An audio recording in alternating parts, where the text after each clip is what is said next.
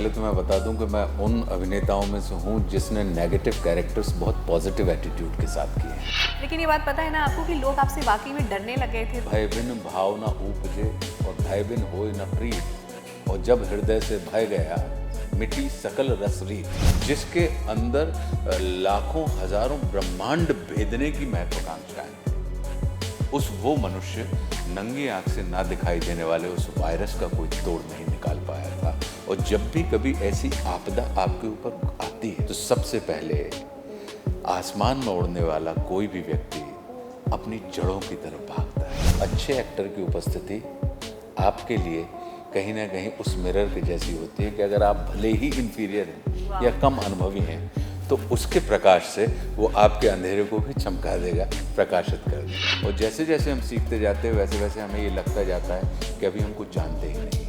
तो जो ना जानने का भाव अगर आपके अंदर पैदा होता जाए तो समझ लीजिए कि आपकी अभिनय की यात्रा या कला की यात्रा निरंतर सकारात्मक पथ पर बढ़ रही है। अच्छे अभिनेता जो होते हैं वो एक ऊंचे पहाड़ के जैसे होते हैं। हमसे भी कई लाख गुने बेहतर अभिनेता होंगे जो अभी सिर्फ अवसर की तलाश में। मैं कॉम्पिटेंट काम में विश्वास नहीं रखता। या तो आप बेस्ट हो या वर्स्ट हो। दुश्मन या संघर्ष वो पहले मुख्य धारा से अलग फिल्में मानी जाती थी, जहाँ से हमने शुरुआत की, अब वही मुख्य धारा। ओमकारा का आप लंगड़ा त्यागी देख लें, अगर वो हमें मिलता तो हमें लगता कह रहे यार कमाल की चीज़ है। या अगर वो स्त्री का किरदार जो इन्होंने किया है अगर वो मुझे मिलता है तो वो मेरी यात्रा को और रोमांचक ये करता। जो कोई कॉमेडी वाला किरदार बताइए। परेश भाई ने जो हेरा फेरी में किए हैं, आप मुझे कॉमेडी करवा के देखिए। अभी इमेजिन नहीं कर पा रहे अरे हम। आपको हम करवा देंगे इमेजिन। आप पहले मौके तो दीजिए, हमें मौके तो दें। आप देखेंगे हमारे पास सातों रंग हैं कि तुम बिना अवरोध के बढ़ते चलो, शुभकामनाएं। मैं यदि संभव हुआ तो रास्ते में आ मिलूंगा।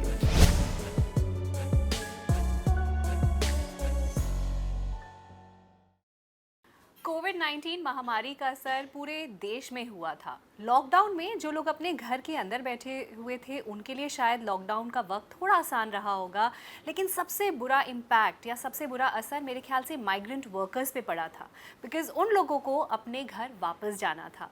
भीड़ की तादाद में खूब सारे लोग हज़ारों किलोमीटर पैदल चल के गए थे और उस भीड़ में महिलाएं भी थीं, छोटे बच्चे थे, बड़े बूढ़े, हर तरह के लोग थे।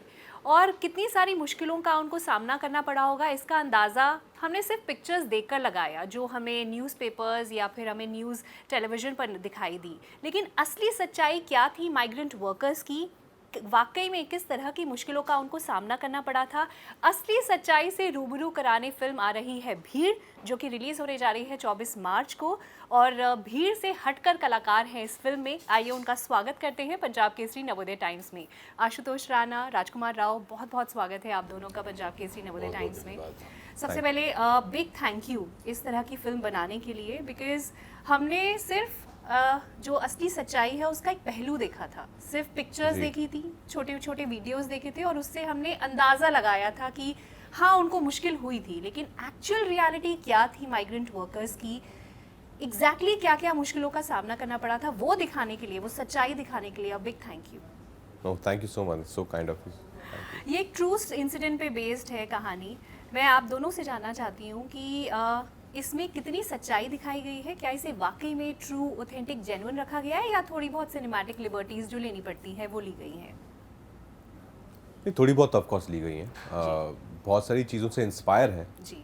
आई वोंट से कि उसका हूबहू रूपांतर किया गया है। बहुत सारी चीज़ें जो घटित हुई थी, जैसा हुआ था कोविड के टाइम, हम सब 2020-21 में जो हुआ था हमने देखा है, पूरी दुनिया ने देखा है, तो उससे चीज़ें ली गई हैं और फिर उसमें एक फिक्शनल कैरेक्टर जोड़े गए हैं, फिक्शनल कहानी बुनी गई है उनके आसपास, और फिर एक ड्रामा तैयार किया गया है जो अनुभव सर की उनकी एक सिग्नेचर है उनका, एक जैसे वो आर्टिकल 15, मुल्क और थप्पड़ हमने देखी है, जिस तरह का सिनेमा वो बनाते हैं कि वो अपनी बात भी कह जाते हैं लेकिन इस कहानी को बहुत एंगेजिंग रखते हैं कि आप ऐसा बिल्कुल भी बोर नहीं होते हैं आप, क्योंकि इतना कुछ ड्रामा हो रहा है उसमें स्क्रीन में आपके सामने, लेकिन अपनी बात को बहुत खूबसूरती के साथ उस ड्रामा में वो कह जाते हैं। आशुतोष सर, मैं आपसे जानना चाहती हूँ कि जब ऐसे टफ टाइम पे एक फिल्म बनाई जाती है जिसमें इतनी ज़्यादा सच्चाई, हार्ड रियलिटी जिसको हम कह सकते हैं, वो दिखाया जाता है, एज एन एक्टर आपके लिए इस तरह की फिल्में जिसे आप खुद गुजरे हैं, उस डिफ़िकल्ट टाइम से हम सब गुजरे हैं लॉकडाउन में, तो कितना ईजी या कितना चैलेंजिंग, कितना डिफिकल्ट, किस तरह का एक्सपीरियंस होता है एक अभिनेता के तौर पे? देखिए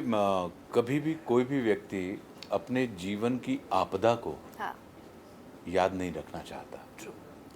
लेकिन ये भी कहा जाता है कि अगर हम जीवन में आस्थापूर्ण जीवन जीना चाहते हैं तो हमें अपनी आपदा को याद रखना चाहिए।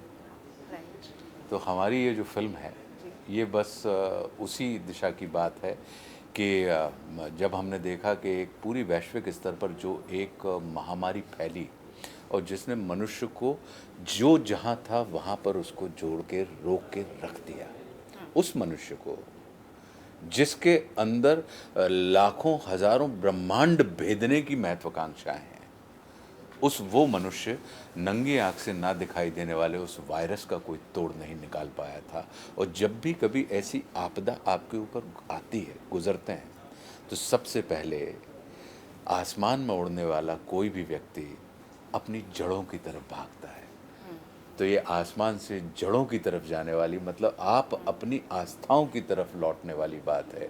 आप मनुष्य की अपेक्षा आप मनुष्यता की तरफ लौटने वाली बात है।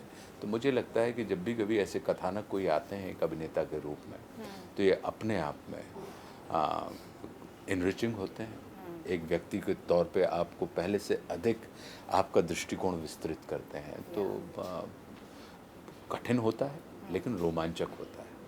और जिस तरह से आपने पूरा ये वर्णन किया, वाकई में मेरे रोंगटे खड़े हो गए थे। और ख़ास तौर पे मैंने ना अपनी हिंदी बहुत अच्छी करने की कोशिश करी है। मैंने आपके जितने इंटरव्यूज़ देखे हैं, आप इतनी शुद्ध हिंदी बोलते हैं और इतनी अच्छी हिंदी बोलते हैं। अच्छा, इस फिल्म का जब ट्रेलर हमने देखा तो हर एक शॉट में एक फाइनेस्ट एक्टर का इंट्रोडक्शन होता है। आप नज़र आते हैं, पंकज कपूर जी हैं, दिया मिर्ज़ा हैं। और आप दोनों से जानना चाहती हूँ कि जब इतने मंझे हुए कलाकार आपके आसपास होते हैं तो आपकी खुद की जो परफॉर्मेंस होती है, क्या एक नॉच हायर अपने आप हो जाती है? बेटर हो जाती है फॉर श्योर। जी माने इसके सामने थोड़ा अगर कोई कमज़ोर कलाकार है, जी। क्योंकि वो एक दूसरे को of course like Give and acting take क्या होता है, है ना, हाँ, एक acting। React basically you are reacting to Yeah, someone like or to a situation. तो इस केस में जब कोई सामने इतना अच्छा होता है तो अपने आप अच्छी अंदर से चीज़ें अच्छी होती जाती है। आम जिंदगी में भी जितना अच्छा इंटरव्यूअर होगा उतनी अच्छी आपको भी मज़ा आएगा, आप ज़्यादा उत्साह से आंसर देंगे। ट्रू। अगर सामने वाला भी एकदम ऐसे लो एनर्जी है तो आप भी फिर वैसे हो जाएंगे कि हाँ इंटरेस्ट नहीं है यार। या तो आई थिंक डेफिनेटली हेल्प करता है कि सामने अच्छा एक्टर हो तो आपकी परफॉर्मेंस इंप्रूव होती है, सीन बेटर होता है, और सीन जब बेटर होते जाते हैं तो फिल्म अच्छी बन जाती है। बिल्कुल सही, बिल्कुल सही। सर, आपका जी, एक्सपीरियंस? ये सोलो एक्टिविटी नहीं है, ये ग्रुप एक्टिविटी है। Yeah. ये आप एक हिसाब से आप हॉकी खेल रहे होते हैं अच्छा। कि जहाँ पे 11 के 11 खिलाड़ी एक दूसरे की स्टिक के साथ, एक दूसरे की बॉल के साथ, एक दूसरे के उद्देश्य के साथ जुड़े हुए होते हैं।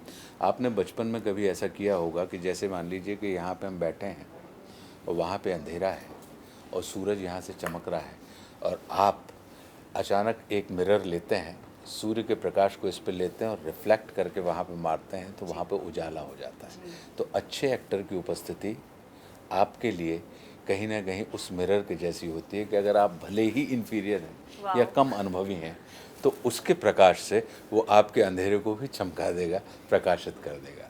तो बहुत सुखद होता है जब, और इसमें मेरा ये मानना है कि अभिनय एक कोई ऐसी चीज़ नहीं है कि इसको आपने सिद्ध कर लिया। अच्छा। ये एक सतत प्रक्रिया है, लर्निंग प्रोसेस। और जीवन भर कहीं ना कहीं हम सीखते जाते हैं, और जैसे जैसे हम सीखते जाते हैं वैसे वैसे हमें ये लगता जाता है कि अभी हम कुछ जानते ही नहीं। तो जो ना जानने का भाव अगर आपके अंदर पैदा होता जाए तो समझ लीजिए कि आपकी अभिनय की यात्रा या कला की यात्रा निरंतर सकारात्मक पथ पर बढ़ रही है। तो मुझे लगता है कि अच्छे अभिनेता जो होते हैं वो एक ऊंचे पहाड़ के जैसे होते हैं।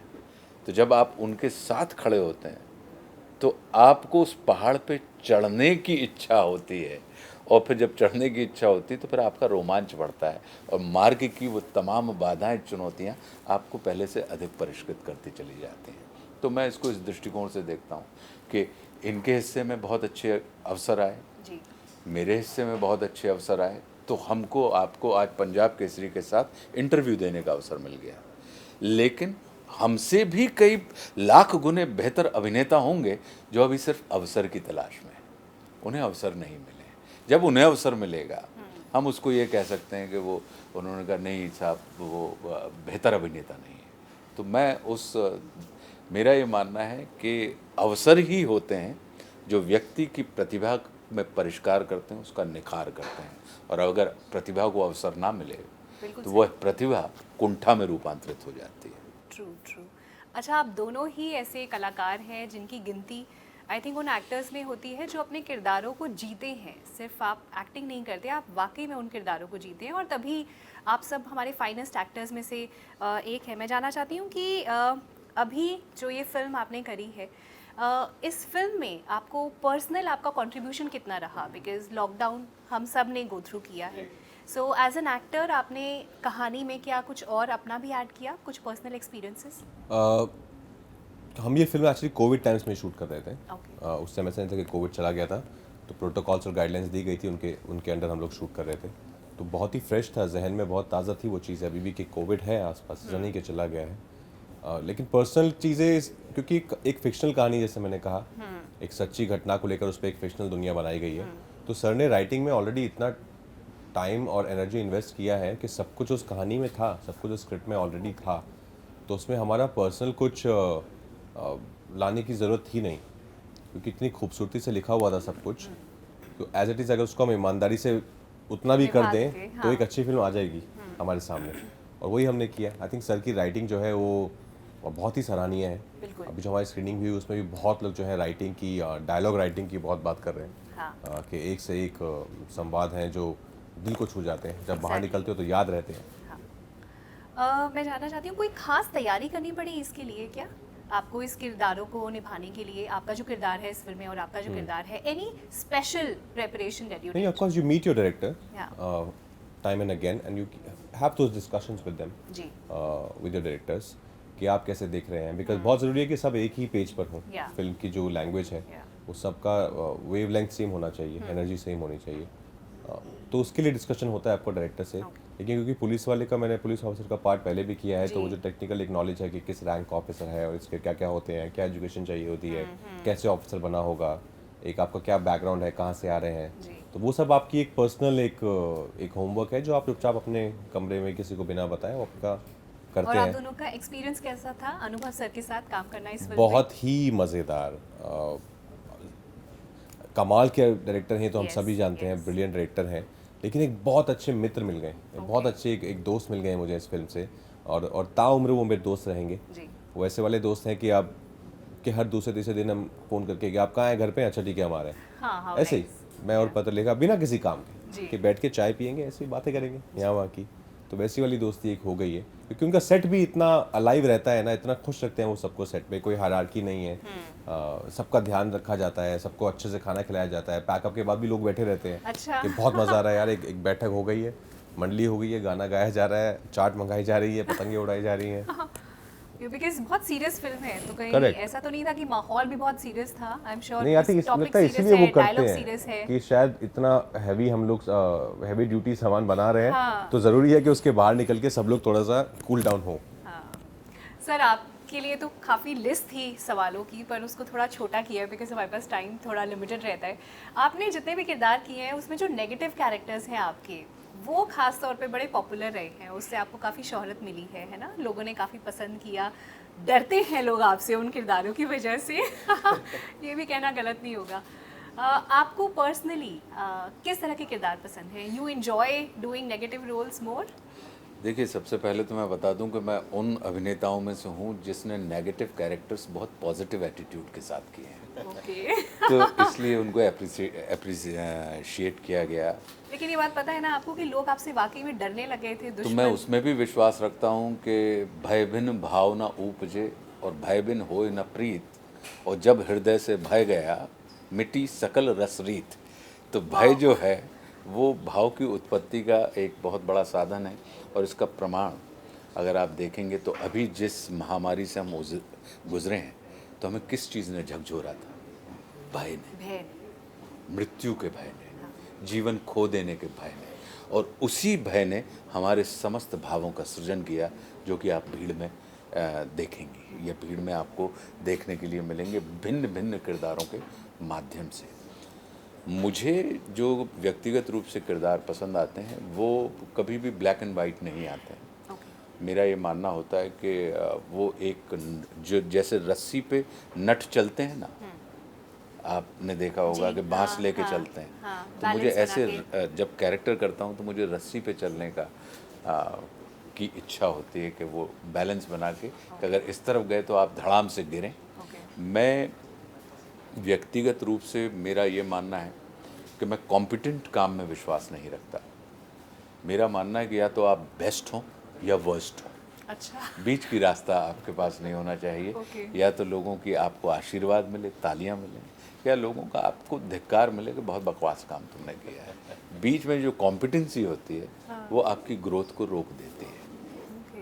और जो मेरा सवाल था कि आपको किस तरह के किरदार आकर्षित करते हैं, मैंने किस तरह बताया की कहानियां की नट पे चलने वाले जो किरदार होते हैं, एज पे, ओके, ऑन द एज जो होता है, मुझे वैसे किरदार बहुत आकर्षित करते हैं। वो नेगेटिव हों, पॉजिटिव हों, लेकिन एजी होने चाहिए। एजी होने चाहिए, ओके। अच्छा, एक और सवाल, आपने 1996 से अपनी फिल्मों में शुरुआत करी थी अपने करियर की, और अब जो वक्त चल रहा है OTT के आने से कितना कुछ बदल गया है ना, बिकॉज अब कोई फॉर्मूला नहीं है हिट फिल्म बनाने का। ऑडियंस जो है वर्ल्ड सिनेमा देखते हैं, कोरियन और टर्किश और हर तरह का सिनेमा देखते हैं। एज एन एक्टर ये जो बदलाव आया है, एक्टर्स को किस तरह की तैयारी करनी पड़ती है इस बदलाव से मिलने के लिए, या इस बदलाव को ये बहुत सुखद बदलाव है, और मुझे लगता है कि जैसे जैसे जितने प्लेटफॉर्म्स आए हैं नए नए, इससे बहुत सारी ऊर्जाओं को, अवसरों की बहुतायत हो गई है, अपॉर्चुनिटीज़ बहुत मिलने लगी है। क्योंकि पहले सिर्फ पता लगा कि फिल्म हुआ करती थी, लेकिन एक्टर तो इतने ज़्यादा हैं, हीरो, हीरोइन, विलेन। फिर पता लगा टेलीविज़न आ गया, तो कुछ एक्टर्स और अकोमोडेट हो गए।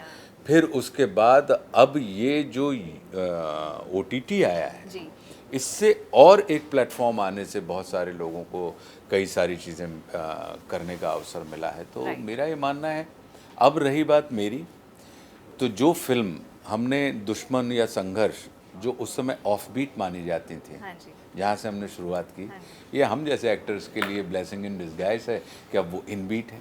वो पहले मुख्य धारा से अलग फिल्में मानी जाती थी जहाँ से हमने शुरुआत की, अब वही मुख्य धारा है। तो हम जैसे अभिनेता के लिए तो ये स्वर्णिम काल है कि जो जहाँ से आपने शुरुआत की थी वह दौर आज की तारीख में हम बहुत आनंदित हैं। और मैं हर वक्त, मैं अपनी पूरी यात्रा से आनंदित हूँ। मुझे कहीं कोई किसी भी किस्म का ऐसा नहीं है कि कोई बड़ा पश्चाताप हो।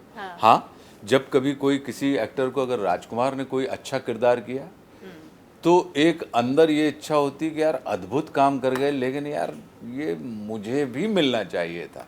लेकिन इसने बहुत अच्छा किया। ऐसा होता है आपके साथ? होना चाहिए, और मेरे साथ होता है कि ये इन्होंने बहुत अद्भुत किया यार। अगर ऐसा चमकता हुआ किरदार, कोई ऐसा किरदार आप बताना चाहेंगे जो आपने हाल फिलहाल में देखा हो और आपको देखकर लगा अरे हो कि बहुत सारे कैरेक्टर हैं। अगर कोई आप बताना अब जैसे अगर आप